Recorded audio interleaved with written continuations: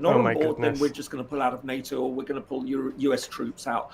And then I think you get into very, very difficult and dangerous territory. So I know that we can focus on what is going to be the outcome of a peace deal. I think that that is far less important and significant at this stage than what this process is going to be, and how that could degenerate very, very quickly into quite a nasty spat between the United States and Europe, rather than between the United States and Russia.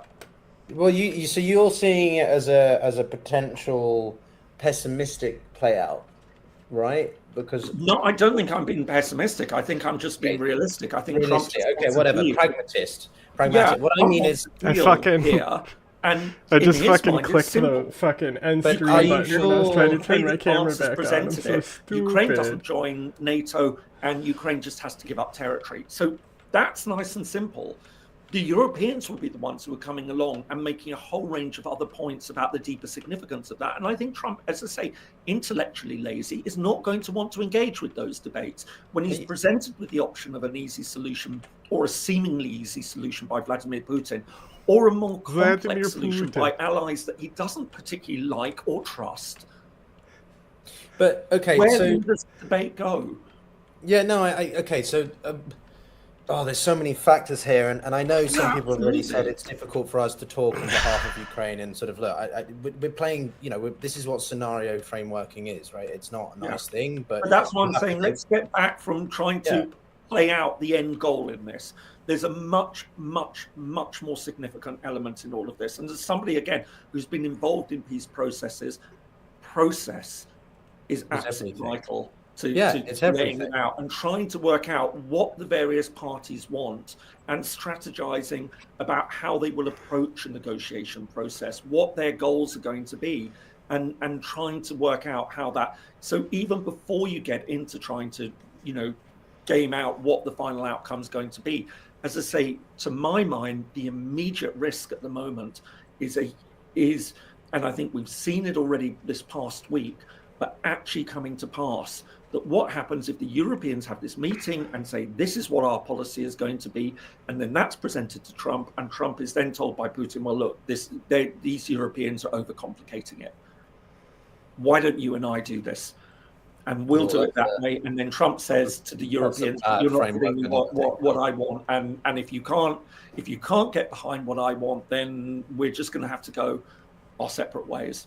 No, that's a good point. I didn't think of that bit where Trump sort of sees the Europeans as being a nuisance or making it more complicated than it needs to be. And he's like, let's just do this bilaterally. Let's carve up Ukraine and leave Europe to handle the post-conflict fallout. What about the alternative, James, though? And Michael, you're welcome to thought. But what about if Trump feels that Putin is being too difficult, and so he comes to the Europeans instead, and he says, look, if you guys finance it, we'll provide military stuff, which obviously feeds back into the US industry and it benefits us still, and we have some kind of trade deal with the Ukrainians for natural resources. What about a scenario there? Is that possible, or you think that Trump doesn't care enough and he wants to get something through Putin even if he feels he's being cheated? Which I do think I feel that that's a factor, though. I'm going to go on James's premise that Trump is lazy, in the sense. I mean, Trump likes to come to agreements as soon as possible. So if he seems like he's getting some from Russia, the last thing he's going to do is go to Europe to complicate things even further. If he's getting some complications from Russia, it is all about a weekend summit, him and Putin sitting down, hashing it out. I mean, there will be all kinds. This is going to be great power politics. This is going to be Yalta. This will be Potsdam. We're not going to bring the Europeans into this because Europeans are going to complicate things even further. So I could be wrong, but I don't see Trump pivoting towards Europe by saying, help me out here, because he has already done much to alienate his vision of American foreign policy from that of the European Union. We have to go back to the original premise here. J.D. Vance goes to Munich and basically tells Europe, you guys are somehow doing things wrong. You're screwing up democracy. You're screwing up freedom of speech. You're allowing wokeism to effectively, destroy your history, your heritage, and your culture. Why can't you be more like Viktor Orban? That does not play well into the hands of the European political elite. So the only way that I could see Trump working with Europe is if this peace agreement for Ukraine ends up getting dragged out throughout the rest of this year, 2025. And if elections within local European states turn out to pivot towards right-wing national populist movements, like in Germany or in France or in elsewhere, he may find more agreeable allies. I don't see an AfD victory in Germany. It's just they don't have the numbers for that. But what we have seen, at least in Germany, is the CDU under Merz beginning to start mimicking some of the rhetoric of AfD. And he has gotten enormous blowback. But what this ultimately does is it just destroys credibility for CDU while AfD just continues to ride this out. Same thing goes with France. I keep saying it's not a matter of if, when Marine Le Pen finally, breaks through, because a lot of these other centrist neoliberal governments, they hold out against the right-wing populists, but they're not popular by themselves. And so best case scenario is that the European political elite holds their own, but becomes just simply ignored. I mean, Trump is just that type of person to just simply say, okay, whatever, you know what, screw you. I can't wait for you to do these things. I'll hash out a deal with Russia. I'll give Ukraine an offer that it can't refuse, and call it a day and say, I was the one that ended it. Because look, this is not the first time that the United States has looked to Europe and said, do something, and Europe has done nothing. We have the same thing in the early 90s with Yugoslavia. And even when we run to the end of the 90s, even past that with the whole issue of Kosovo, the whole notion of Kosovo's independence was not really brought up until George W. Bush basically talked about it. Europe never said anything about making Kosovo an independent state. It was George W. Bush that basically kind of looked at it and said, when you look at all of it, it just makes a lot of sense. We just need to be independent. And the Albanians threw themselves towards him, saying, absolutely, this is what we've been trying to get since the early 90s. Europe can't backtrack on that. So it's not the first time that the United States has thrown a wrench in the cog to say, look, guys, shit or get off the pot. And otherwise, we're going to make a decision for you. So, Trump is just much more... That's such a weird expression. Okay, so are people waiting to poop together? So let's clearly all three of us are...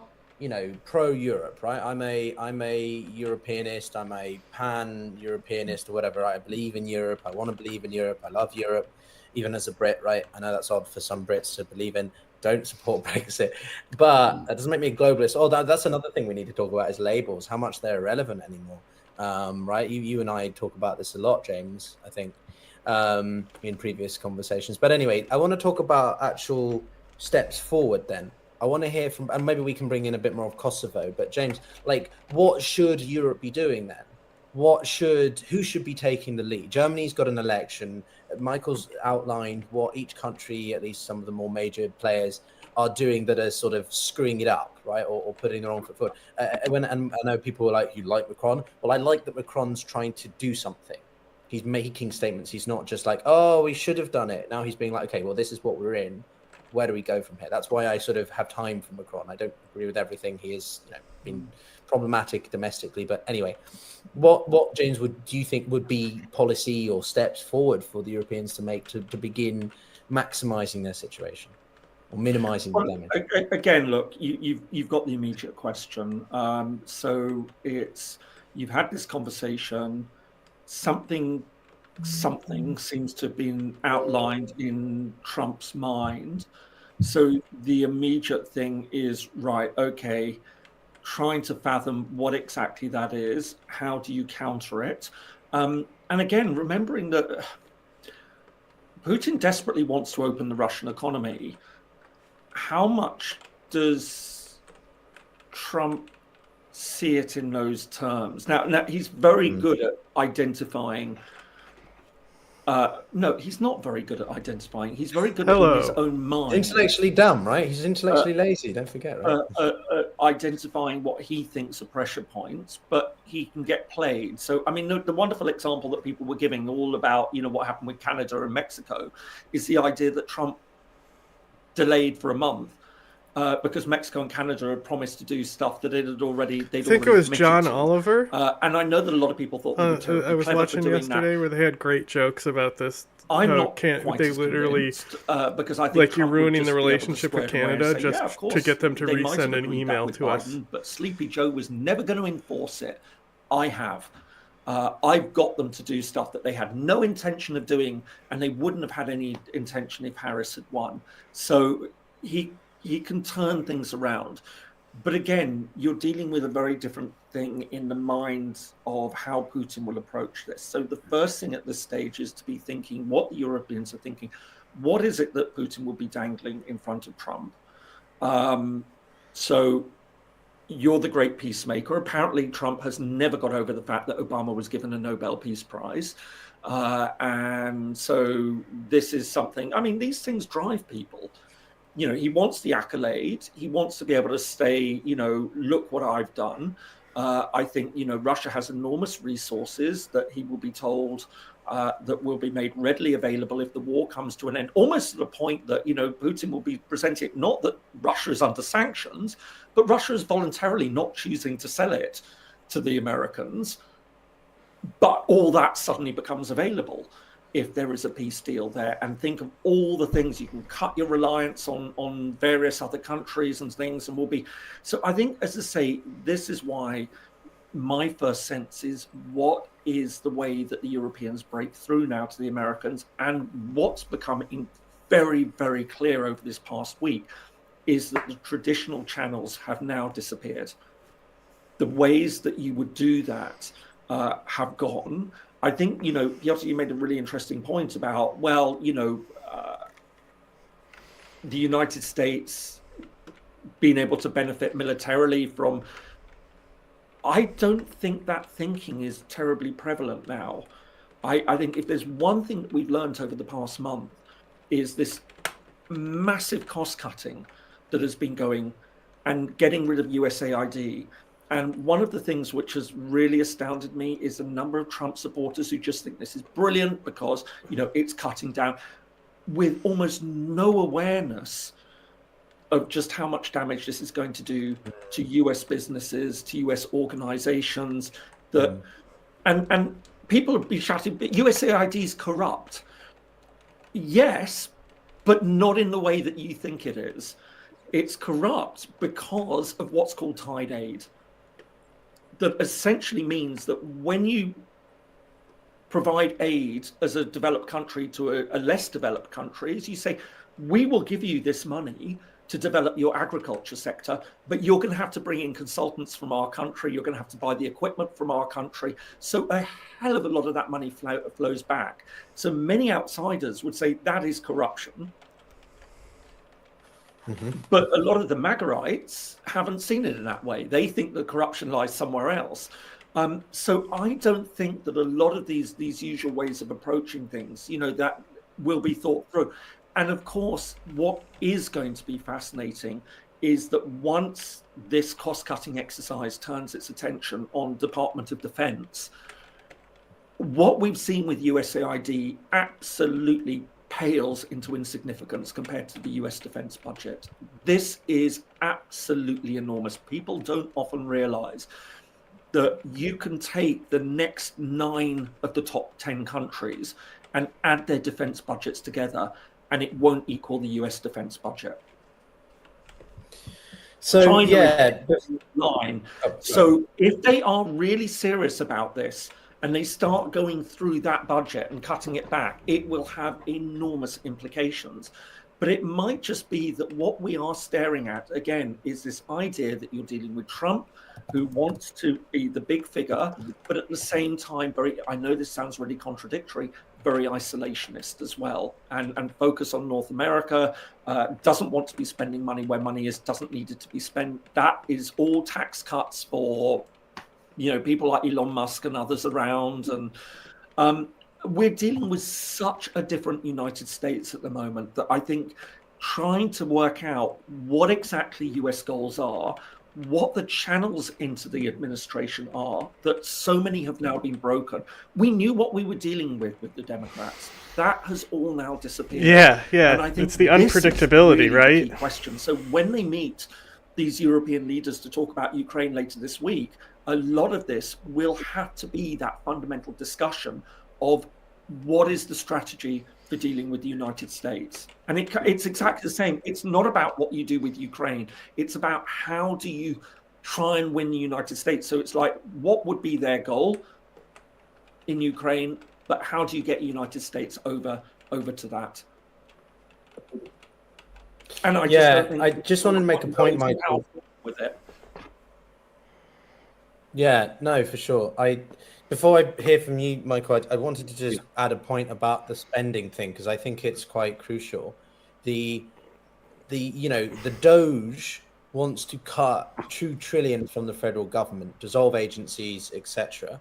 But mandatory spending, which makes up 66%, so 2/3 of the US budget, more or less, right? That's things under law that has to be spent on. So that leaves discretionary spending. But again, I think it's about 2/3, maybe 70%, somewhere along the lines of that, is military expenditure. 0.8, or 800 billion, almost $1 trillion is on military expenditure. And Trump wants to increase that to $1 trillion.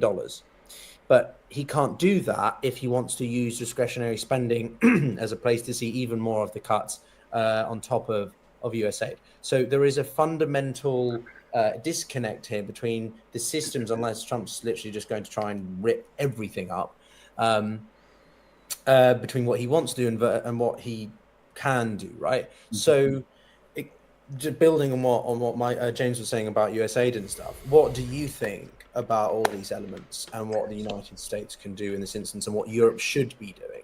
Well, what I can say is, again, I've been here in Tashkent now for more than 3 years at this point. I know people here who work for USAID. They are still here. When I heard of that fateful decision by our Doge Emperor Elon Musk saying that we're cutting everything is shutting down, come on home. I mean, I was telegramming one of my colleagues here saying, is this true? Is this, what's going on? And the response is, they're on a wait and see. They're on a wait and see basis. They still have their spending for current projects, but there's been a federal judge that has issued an injunction that freezes this effective dismantling of U.S. aid.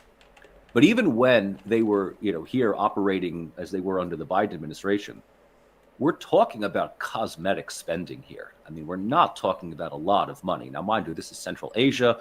This is Uzbekistan. U.S. aid looks to other areas around the world.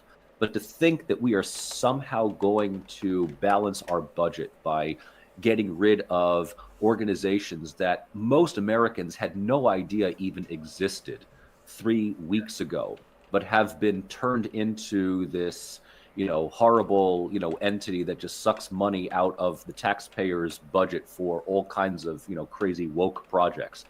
I mean, it's fiction, right? It's just absolute fiction here.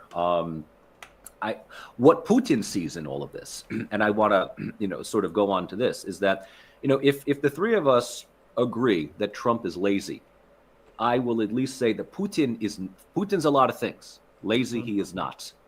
Putin is, I have to say this, the man is incredibly smart. He's a genius when it comes to evil this. Genius. When he was asked last year who he would support for election, Biden or Trump, he immediately said Biden. And after Biden had been pushed out for Kamala, Trump even said, well, Kamala is more qualified than Biden is.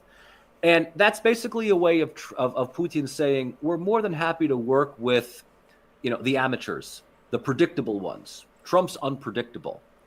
But in reading Trump, I think Putin realizes that Trump is impulsive. He wants a quick win.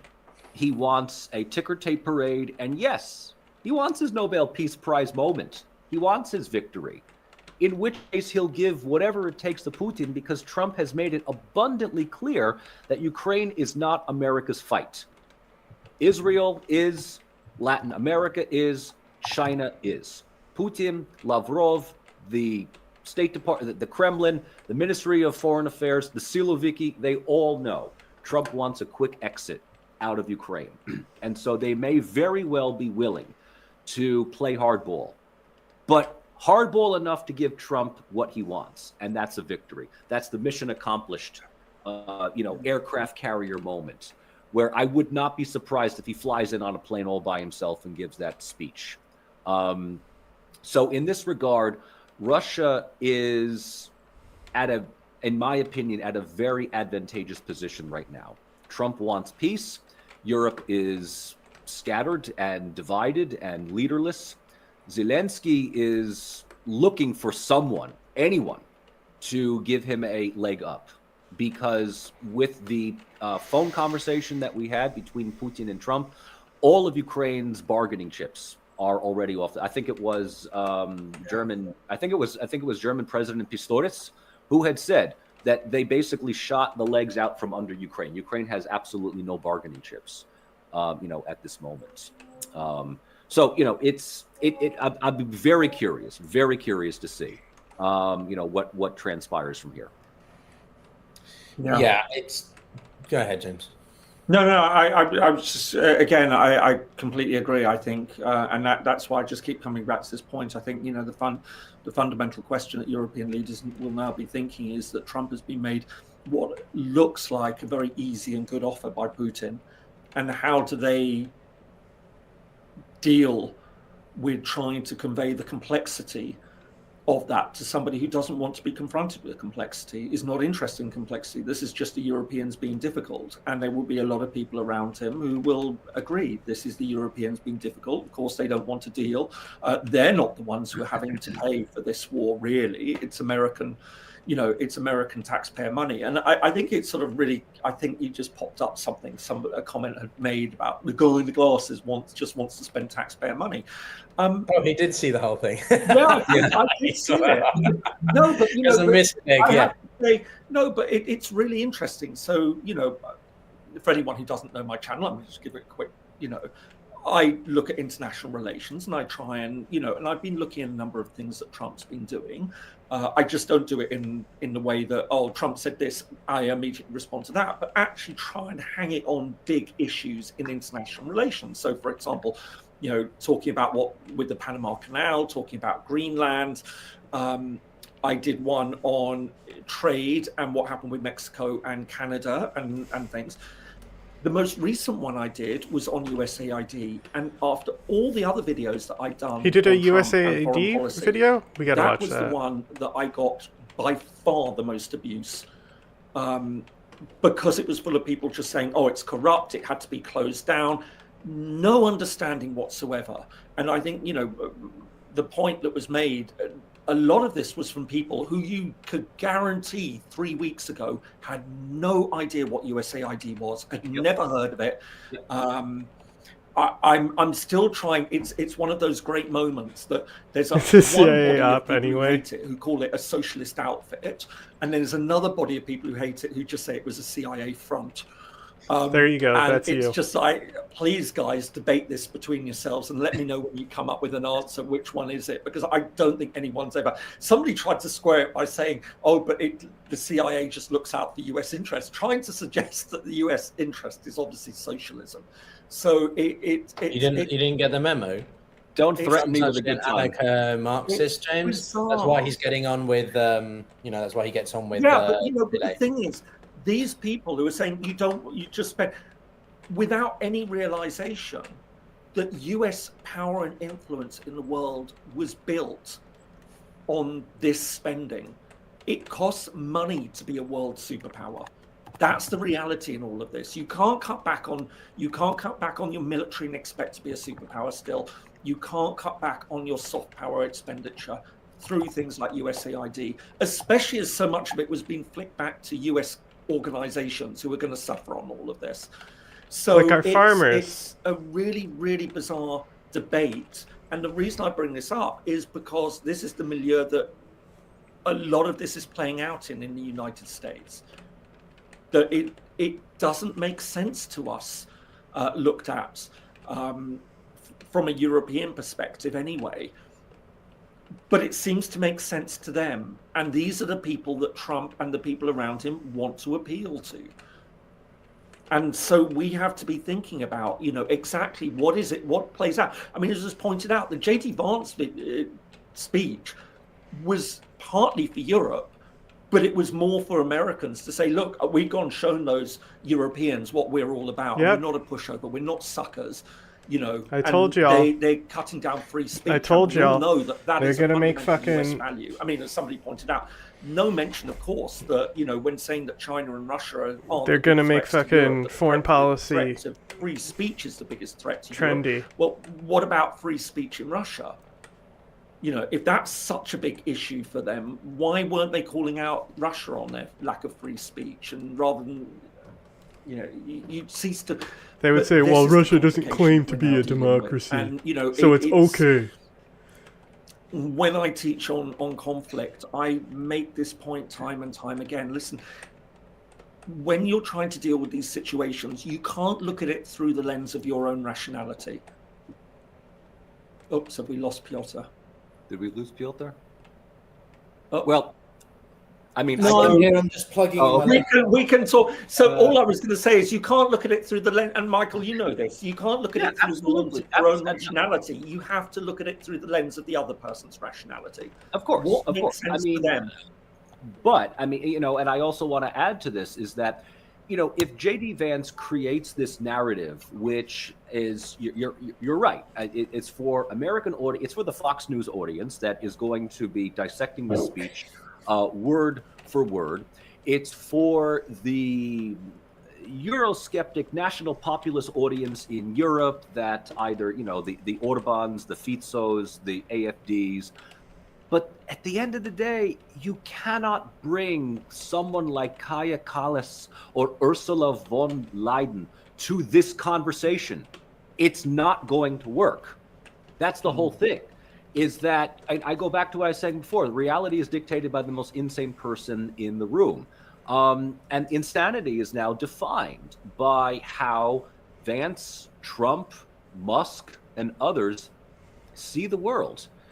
And we can say all we want that this is, America has gone off course. It has disconnected from Europe.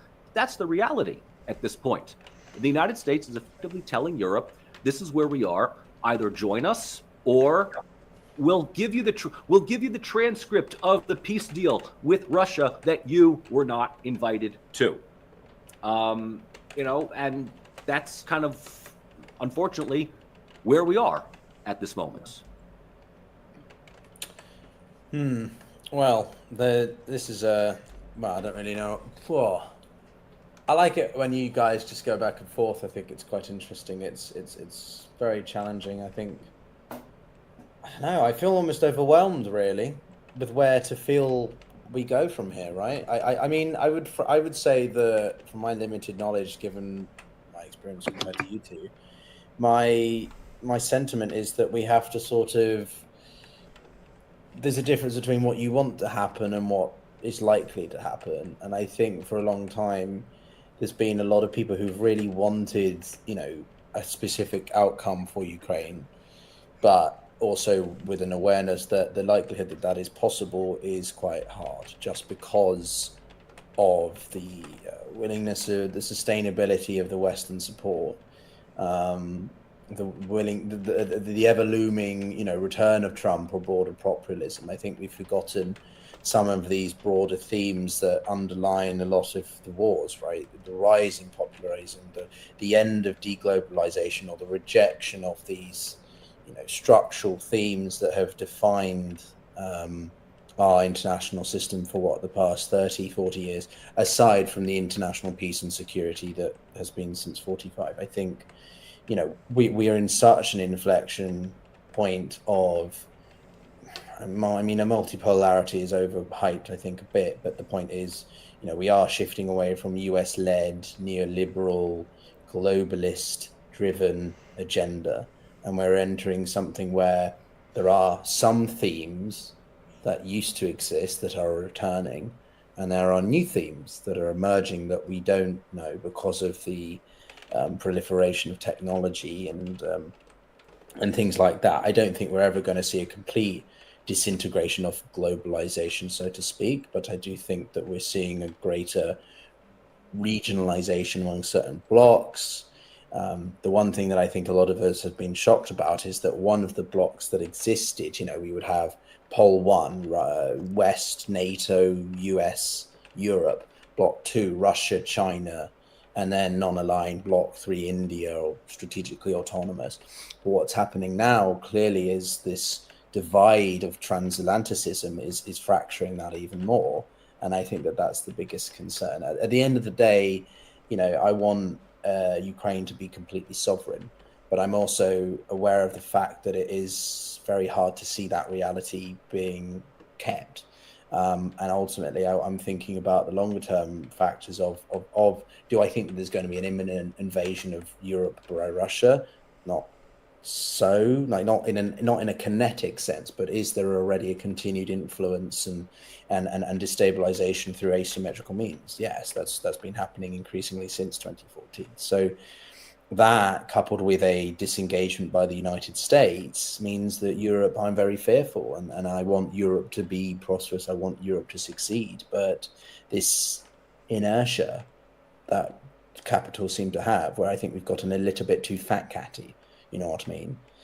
We have spent so much money and emphasis on quality of life, which is good, but at the same time, we've completely neglected defense, security, baseline things that we should have not, because the threat of nefarious actors, whatever they were, nation state or not, are still there.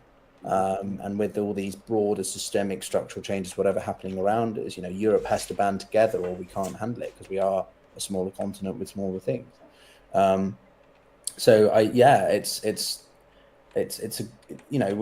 Geopolitics is such. Even I looked this up, right? This is sort of you guys can comment. I'm kind of just taking the conversation everywhere at this point. Geopolitics never used to be as popular word. The usage of this word has grown so much in the past 10 years because, the idea of geopolitics in a sort of more realpolitik-y sense was not as popular. Things were relatively established, law of order, rule of law, democracy, all the things we were touching wasn't as there as much. Now we're returning where, war is much more likely, conflict is much more likely, instability, and therefore the role of geography in politics is so much more important again. I want to be hopeful, but I'm feeling pretty unfortunate about the future at the moment. Anyway, that was a positive contribution. Yeah. I don't know, Michael, James, do you have any thoughts? Maybe we should begin to wind down. I don't know. Yeah, I don't know. I would say that we should. I'll give my final thoughts for at least for this session. Is the biggest thing that two things that we need to pay attention to. Number one is that the sovereignty of a state is now in serious question. And it's more than just simply territorial border adjustment, but it is what the United States under Trump visualizes as a way of getting back all of its investments over the past 3 years with Ukraine, which means that the sovereignty of a state may very well be violated, not just territorially, but also infrastructurally.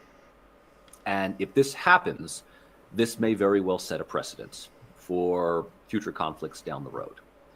The second thing is that we've been talking about the United States engaging in rather egregious, self-interested foreign policies under Trump, which seems to be a deviation from the norm prior to that.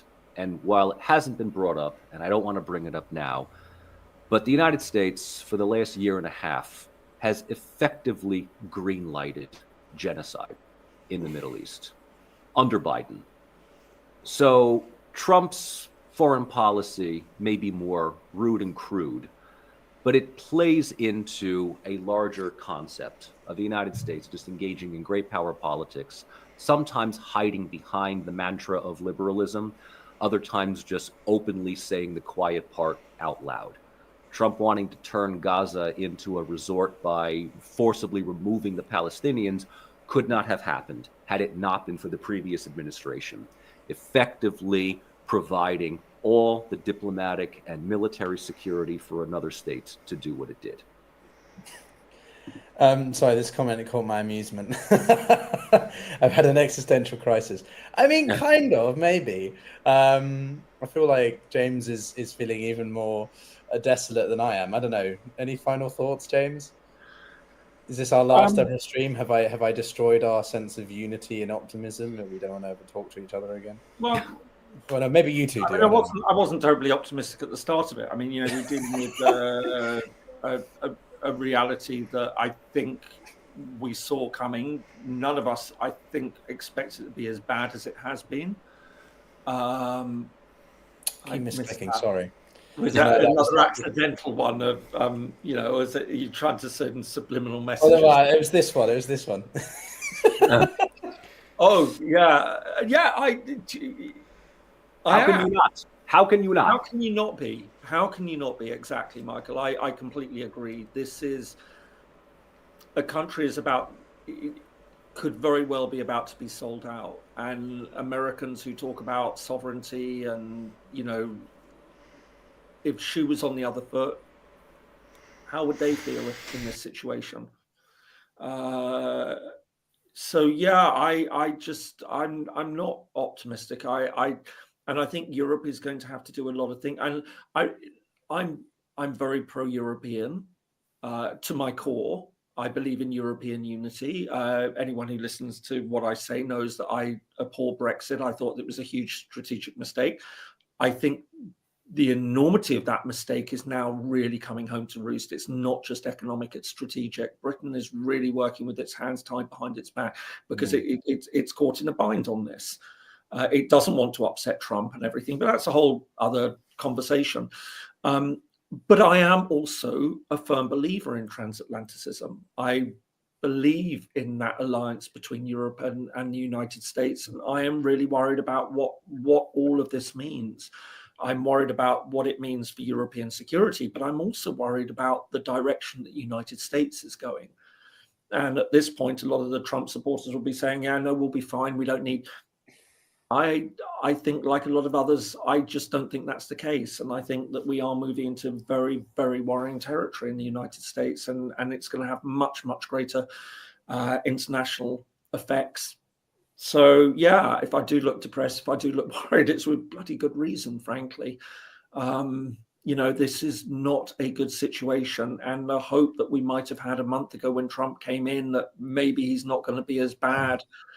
He's so much worse than I think we were expecting. And you can still say it's all bluster at this stage, but words matter in these contexts. Yeah, I mean, look, audiences, I know I rambled at the end there a little bit, but I think it's partially because, and correct me if I'm wrong, but I think all of us are quite, not overwhelmed maybe is the best word, but I certainly feel exactly sure where I sit now. I feel politically homeless, ideologically a little bit homeless. I want to believe in a certain kind of system or whatever idea of how the world operates, but also with a acceptance and realization that that system may well be ending, has ended, or could still end if there's lots of variations we've talked about with these sorts of things. So we're talking about, I think, quite abstract, nebulous concepts, which when we're in our day-to-day lives are not very relatable. Globalization is a big thing that is happening, and we try to apply sort of academic terminology and a sense of grounding to it. But yeah, when we're talking about the destruction or dissolution or fragmentation of a country, that's a very hard thing to consider. I, want Ukraine to be a sovereign state in its existing borders, but as it currently stands, I find that extremely difficult to see continuing. And yeah, I mean, if my manner has changed over this stream, I think that's precisely why we do these streams, because we learn. Well, I hope I provide something of value relative to the other two more experienced gentlemen. But we come away. I certainly come away with more thoughts than I did when I started, and I think that's why I love collaborating with these guys. So, a bottom line, I would say that there is a lot of things that are going to happen. Right, we're going to see some kind of communications begin between. I'm trying to summarize for the stream. We're going to see communications between Russia and the United States start. That is no guarantee of anything at all. And I think that's another point, which is that whilst I'm, like you, James, quite saddened by the situation, I'm trying to maybe too British and retain some glimmer of hope that Trump reverts course and does support, Europe, and does engage still and doesn't follow through on all these things. But yeah, so it depends on what products, if any, are established in the talks. How does Europe respond? What do they produce? Does that come off, to James's point, as a annoyance for Trump, as a nuisance? Does he actually see it maybe as a positive, and it plays out better? These are all things that we're speculating and predicting about. But, it's all happening in a broader thing where we've got China doing its own thing. We've got the Russians still doing their own thing. The Middle East is still in a state of flux. Africa's changing thing. So we're talking about one very small piece of a incredibly complex set of systems, and why we continue to reconvene and talk about these things. But I don't know, guys, do you have anything you want to, what have you got coming up? Anything you're putting out? James, you're going to start streaming more, which I'm very excited by the sounds of it. Michael, are you? When I can fit in time in between teaching 5 classes here, as well as a brand new course that I'm now offering. It's a comparative theoretical course on capitalism, nationalism, Marxism, rock, paper, scissors. We should all sign up for that course. That's what we should do. It is my VIP. It's like the best of the best of the best. I got some like real, A-track students in that class. So I actually have to put together my my notes for tomorrow, 9 a.m. We're doing The German Ideology by Karl Marx. So that's kind of what I'm doing alongside keeping tabs on what's coming out of the Kremlin, Ministry of Foreign Affairs, for translation. I'm waiting on their official statement from this upcoming Trump summit that is being scheduled. Yeah, and I know that people will say in the comments that no negotiations or deal or proposal without Ukraine is relevant. Well, I don't know whether international relations would agree with you there, but James, I don't know. Anything you want to mention? Well, I completely agree. I mean, Ukraine's got to be here, but again, what happens if Trump has made an offer that he thinks is so good, and then he just turns to Ukraine and said, "You either take this or we cut off our support." Yeah. We're not going to go with it. We want out of this, so it's going to be. I'm giving you a compliment because someone attacked you for the glasses earlier, so there's a nice comment. Betty thinks that you're.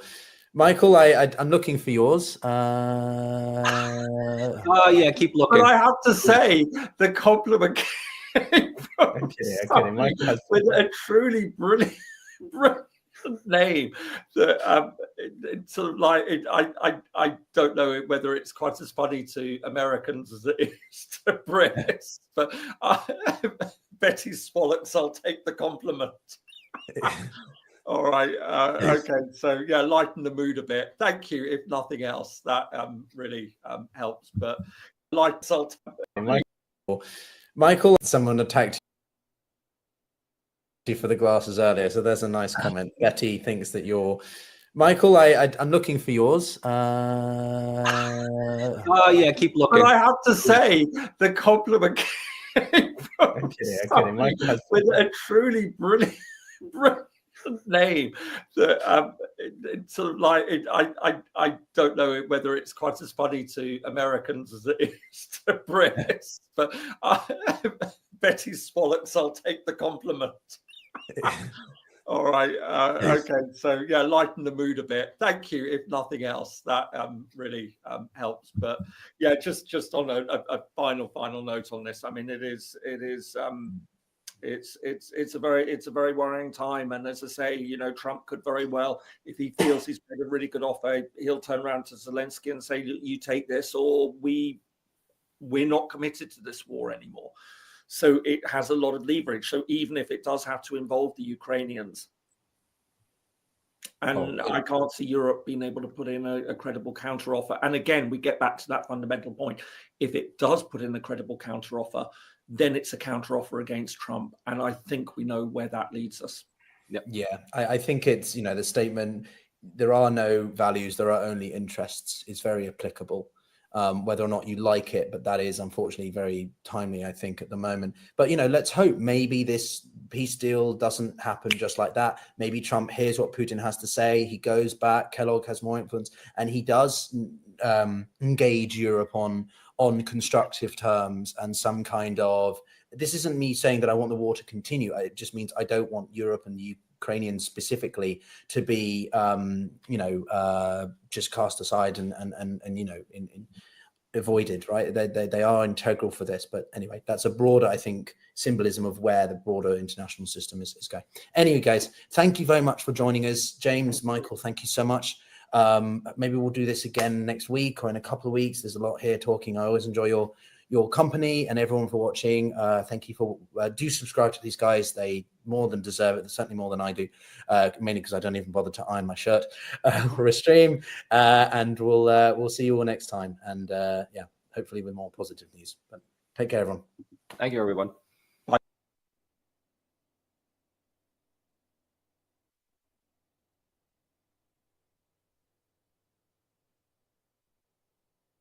Okay, everyone is trying to come up with crazy ways to skip ads. Like, chill, guys, just download Pi. This Chrome extension takes 5 seconds to set up and it blocks ads on.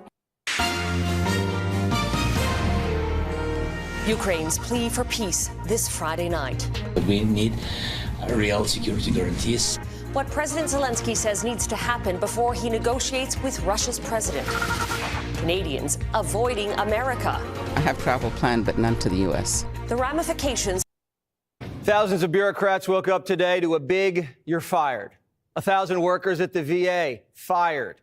2,000 workers at the Department of Energy fired. 3,000 workers at the U.S. Forest Service fired. And 1/10 of the CDC was fired too. It's all happening over Zoom. They log on, get fired, and are made to evacuate the building in 30 minutes. Elon just called himself the weed killer. We do need to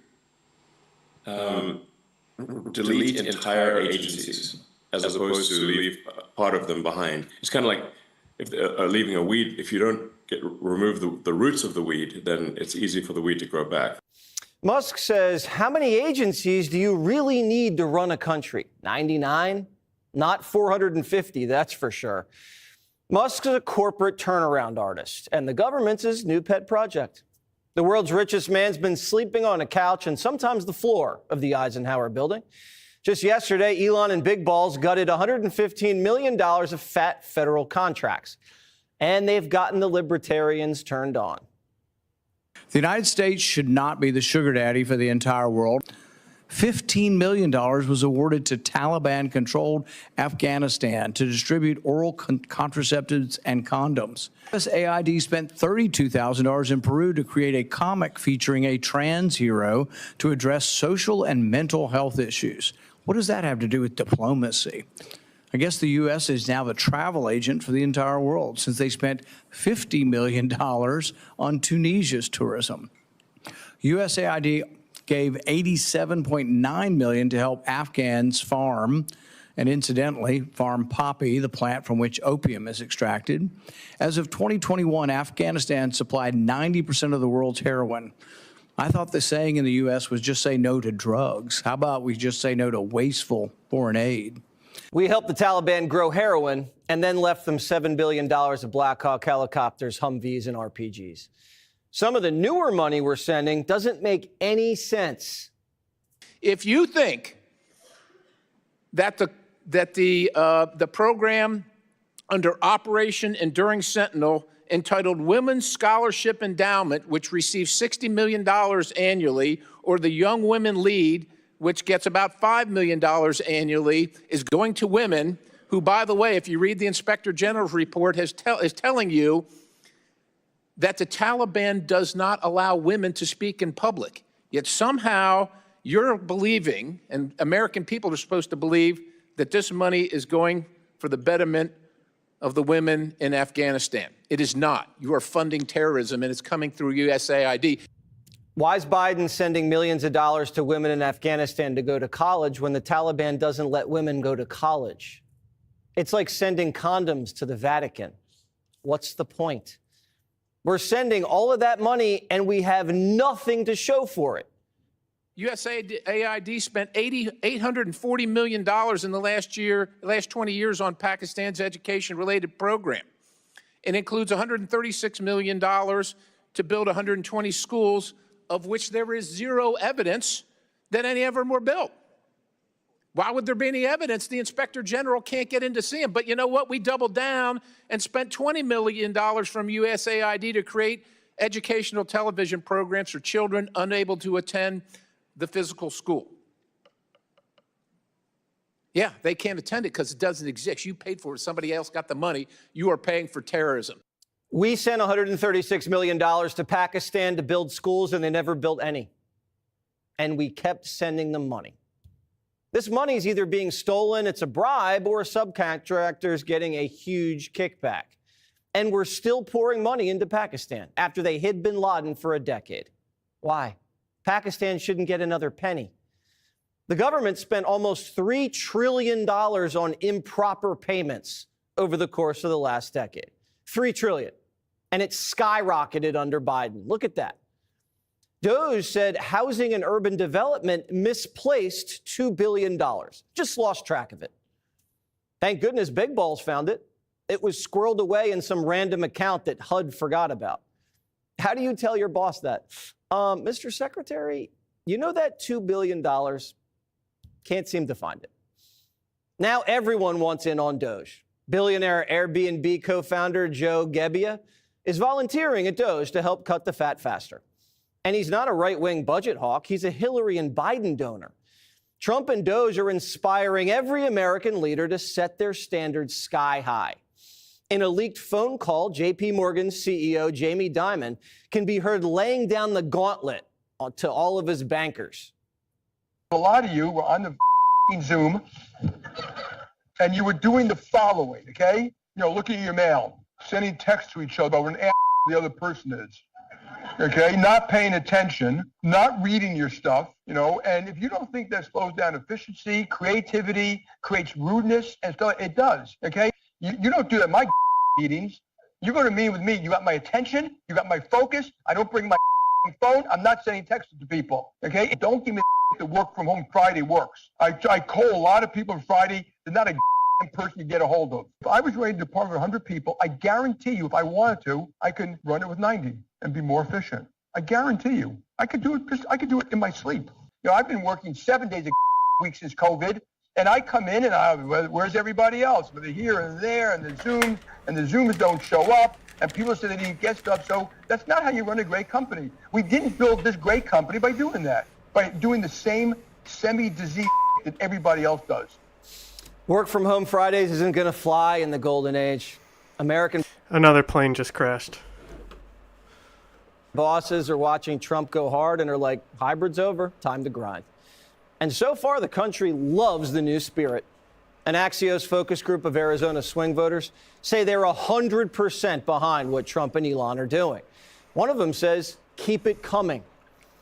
This country was forged by pioneers. This isn't a lazy nation like some of you nations out there. You know who I'm talking about, Canada. When the American president is on the front lines and he charges the enemy, the country charges too. So while most Americans are charging up this same hill, a lot of Democrats are holding us back. It is unacceptable, unconstitutional, ultra-vires. They've exceeded their authority. And so it's important that attorneys general representing our respective states stand up and enforce the rule of law, because Elon Musk, individuals at the Treasury, and the President of these United States is not above the law. Yes, he you're is. going to hear the dog whistle that Trump and Musk like to say. We're reading out fraud, waste, and abuse. We're looking at efficiency. That's a dog whistle. Yeah. Tish James is the woman who tried to bankrupt the man who's now trying to save the country from bankruptcy. She can sit this one out. And since when is weeding out waste a dog whistle? It's not. Bill Clinton and Barack Obama were into weeding out waste, too. How would this guy like it if someone stole his checkbook and wrote a check out for Jose to get a sex change in Guatemala? It's not racist to rip up that check. It's the right thing to do. Democrats' only strategy is to sing, swear, and sue and try to turn Trump against Elon. Elon called me. He said, you know, they're trying to drive us apart. I said, absolutely. No, they said, we have breaking news. Donald Trump has ceded control of the presidency to Elon Musk. President Musk will be attending a cabinet meeting tonight at 8 o'clock. And I say, it's just so obvious. They're so bad at it. I used to think they were good at it. They're actually bad at it, because if they were good at it, I'd never be president. Because I think nobody in history has ever gotten more bad publicity than me. I could do the greatest things. I get 98% bad publicity. I could do, outside of you and a few of your very good friends, it's like the craziest thing. But you know what I have learned, Elon? The people are smart. They get it. Yeah, they do, actually. They get it. They really see what's happening. Yes. You can see more of that Trump-Elon interview on Hannity on Tuesday at 9 o'clock.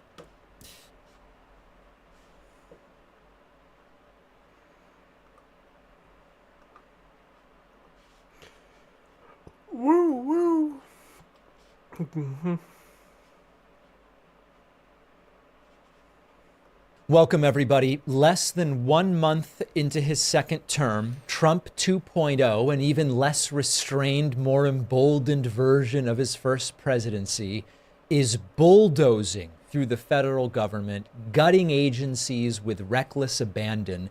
And I have to be frank and admit to you that the Democratic Party has been caught flat-footed, seems woefully unprepared for what is nothing short of a self-coup in which the state is being turned against itself by Donald Trump.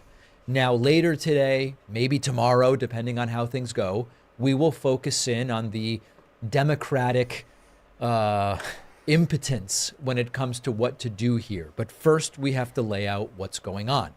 And what's going on is that Donald Trump and his allies, armed with the full force of executive power and turbocharged by digital propaganda, are fast-tracking the transformation of American democracy into a full-fledged authoritarian takeover. Some are using the words dictatorship. I'm hesitating to, because there's a very particular meaning to that, and I think that Trump is at least initially going to fail to achieve that, but certainly an authoritarian fascistic takeover. And while Democrats are fumbling, Republicans are standing by, complicit in the unraveling of the republic that they say we must keep. It is a criminal power grab disguised as governance. It is a crime spree, shutting down entire agencies illegally, mass firing career civil servants, freezing congressionally approved federal funds, trying to erase constitutionally protected freedoms through executive orders. None of this is legal.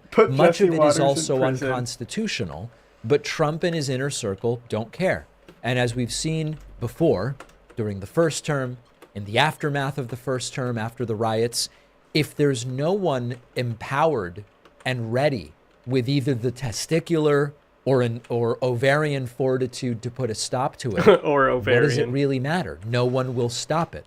They are openly defying court orders, with Vice President J.D. Vance saying in a tweet, judges have no right to interfere with the legitimate executive authority, essentially saying the law is subservient to whatever Trump as president wants to do. In other words, Trump world now claims that the judiciary has no power over the executive branch. The constitutional crisis is no longer a hypothetical. It is here. And yet, you look at what's taking place, the Senate and the House Republicans fully in lockstep, cheering it on. Occasional, oh, I'm a little bit unsure about this, but doing nothing and impotent to stop it. Just Trump's looking at me cabinet, with his little better face, and described it as a literally sort is of so rogues cute it gives gallery me of extremists anxiety. and rich people, is stacked with the most unhinged loyalists you can imagine. RFK Jr., anti-vax conspiracy theorist, the Secretary of Health and Human Services, already working to decimate CDC and so much more. That's just one example. And meanwhile, Donald Trump is directing his regime to wipe out DEI programs while ramping up mass deportations based on fabricated claims of immigrant crime. My dad was telling me over the weekend how this guy, Russ Vought, he's the guy overseeing this coordinated assault on government institutions. He's been explicit about the strategy. He wants the civil servants and the federal employees to be traumatized into submission. This is an overt tactic of hardcore authoritarianism and wannabe dictators, and it is working because government workers are either being purged outright or just left paralyzed, wondering when the next assault on their rights and, of course, their livelihoods is going to land. I don't get how an Now, animal can we look do at you see so some darling and so characteristics cute, from authoritarian but regimes then you of go the over last and 100 they're to grumpy 120 because years. they just woke up. No authoritarian regime successfully consolidates power without the help of much of the ultra-wealthy. And we're seeing that. We are seeing the oligarchs of America, many of whom, of course, postured as defenders of democracy during Donald Trump's first term. They've completely folded with breathtaking speed.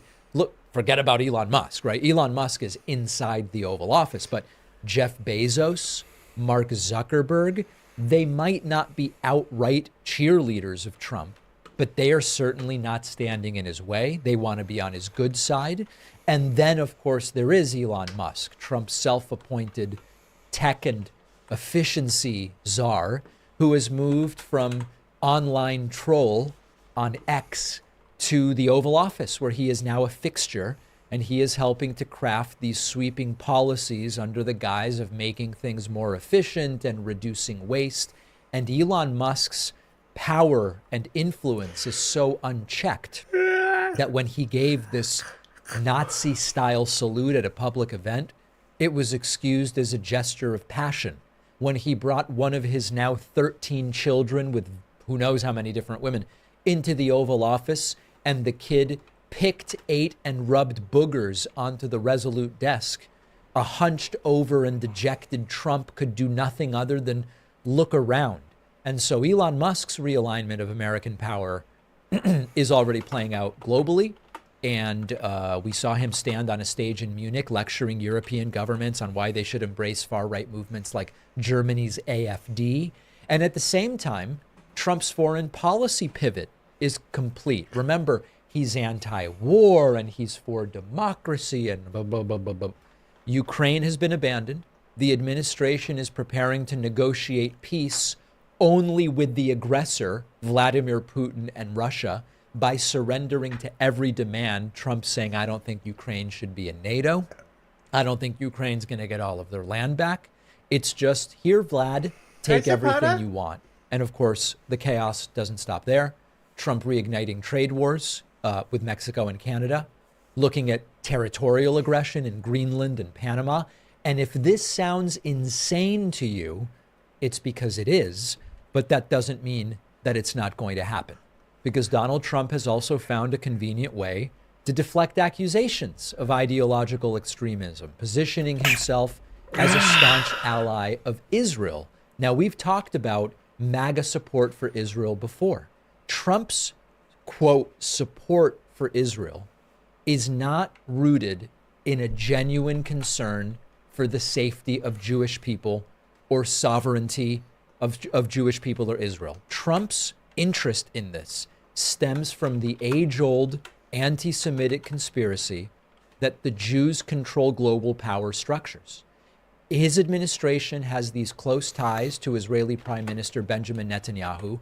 Similar to Trump, Netanyahu is waging war on his country's judicial system, and it is quite an unholy alliance. And we've seen Netanyahu, weakened by war and by scandal, welcoming Donald Trump's unconditional backing, even as it fuels left-wing criticisms that conflate the Netanyahu government with the Jewish people He should as shave a the whole, stash. which I've tried to disaggregate many times before. And the result is that Donald Trump has given the far right a ready-made scapegoat if his policies fail.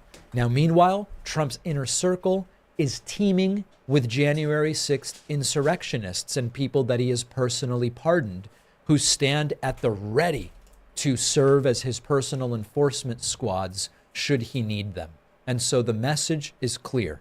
The Trump movement 2.0 is ready to turn to violence if necessary. And of course, they will blame anyone who says, wait a second, this is going too far. They will blame those people for the violence. And I have to acknowledge that Trump's tactics are disturbingly effective because they exploit divisions on both sides. I mean, look at the Jewish example is an interesting one with the Bibi stuff in Israel. Among Jewish communities, we have seen two extremes emerge. Number one, those who embrace this hardline, ultra-nationalist version of Zionism, supporting policies that echo the very persecution that they historically suffered. That's Aiden Ross and trying then to read number two, ultra-nationalist. you've got those who, in an effort to distance themselves from the Israeli government, adopt anti-Israel stances so extreme that they end up as useful idiots for anti-Semitism. Both of these play into Trump's hands, and the former enables his authoritarianism under the guise of Jewish self-preservation. The latter unwittingly aids Trump's efforts to divide and conquer, and it gives him the ammunition to claim he is the only true defender of the Jewish people. That dynamic is why his administration can propose these ethnic cleansing style policies for Gaza of get everybody out and send them somewhere else, and Netanyahu will still sign on. And it's why Trump can openly undermine democracy while still being embraced by right-wing Israeli politicians. And it's why, if and when the administration implodes, Jewish communities will find themselves, as usual, caught in a crossfire of blame. So this is way bigger than Trump. This is about a Republican Party that has fully embraced fascism, even if they do so by saying, we're not going to get in Trump's way. Well, de facto, you are embracing it. And it's about billionaire after billionaire in Trump's cabinet, in Trump's house at Mar-a-Lago, in Trump's orbit, billionaire after billionaire that has chosen profit over democracy.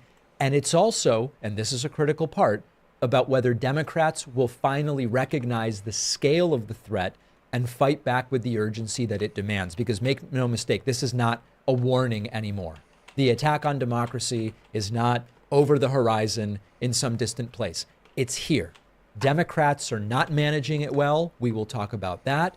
Where are the mass rallies that we would hope to see against authoritarianism? We will talk about that as well. So I'm not starting on the most optimistic note, I acknowledge, but I think that this is as realistic a note as I could possibly present to you. Update real quick. I'm getting a lot of emails with some confused folks. The only place to get signed copies of my forthcoming book, The Echo Machine, is davidpakman.com/booksmith. I heard from some people who said the email bounced back. It's not an email, it's a web address. davidpakman.com/booksmith. More than 300 of you. I am going to have, carpal tunnel? I don't know. Over 300 of you already ordering signed copies of the book. I'll keep signing them as long as people keep ordering them. davidpakman.com/booksmith. We'll take a very quick break and be right back. If you're still using a free email service, your emails are often being scanned and tracked even after you delete them. Companies use the data to know... Shh, David. I know you're a sophisticated guy. The world is a mess. The world is an angry place. Oh, Japan is holding a little piece of straw and eating it. He's just a little guy. He dropped it because I talked at him. He says, I didn't want you looking at me doing cute things.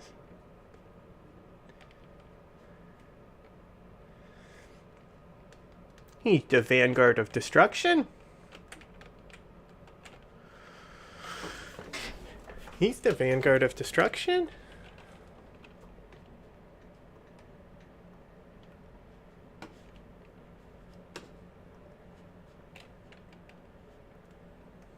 Dashboard.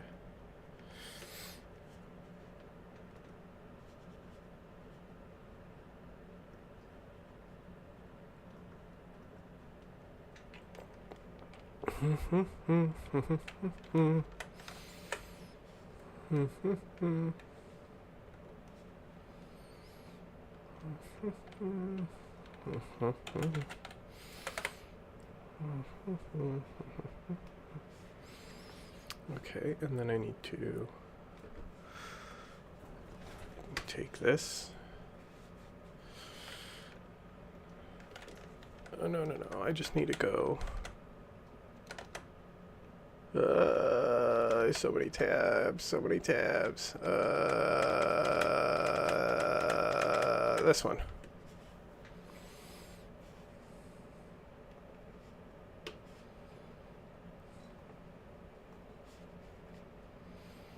It wasn't that one, actually. I'm just stupid. Okay. Then stop YouTube just to restart it.